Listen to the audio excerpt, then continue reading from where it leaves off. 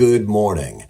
I felt inspired today to give you a little glimpse into what God is doing at TLC right now.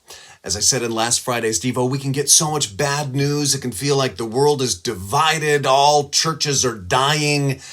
You got to know, yesterday church was full. So many new folks. After church, we had our annual Independence Weekend barbecue. Hundreds of people hung out after church for hot dogs and chili and red, white, and blue berry and whipped cream dessert, and just had a blast. It was so great to see young and old together, hanging out, fellowshipping in the summer sun.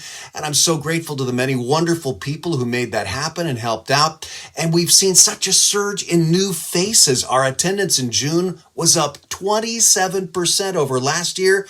We added 86 new members this last month alone, like these folks at our last new members class just a week ago. And 30 of our new members came from TLC and Espanol, which is going fantastic. Our junior high class on Sunday mornings is seeing attendance surge over 45 yesterday, each week hitting a new high.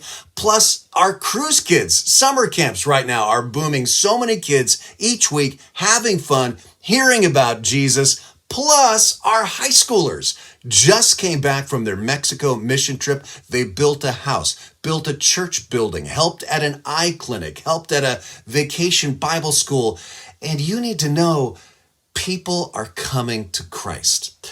I got this email a couple of weeks ago. You have to hear this.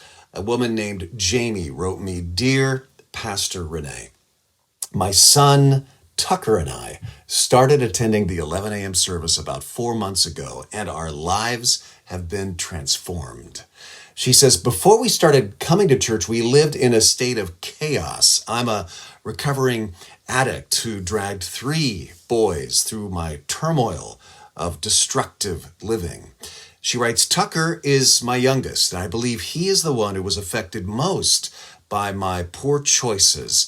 He was in the trenches with me until he was 4 years old, at which time he was taken away and placed in foster care." But she says, ever since coming to church, the youth leaders he has confided in at the junior high ministry have changed my son's life forever. He accepted Jesus as his Savior. Here's a picture of Tucker. And he asked the youth leaders at the Ride, that's our junior high ministry, to baptize him. She says, "It was a day I will never forget. I am so grateful to the junior high and high school leaders for their unconditional love to my son." She says, "Coming to church every Sunday to hear the message has given me a reason to trust God again."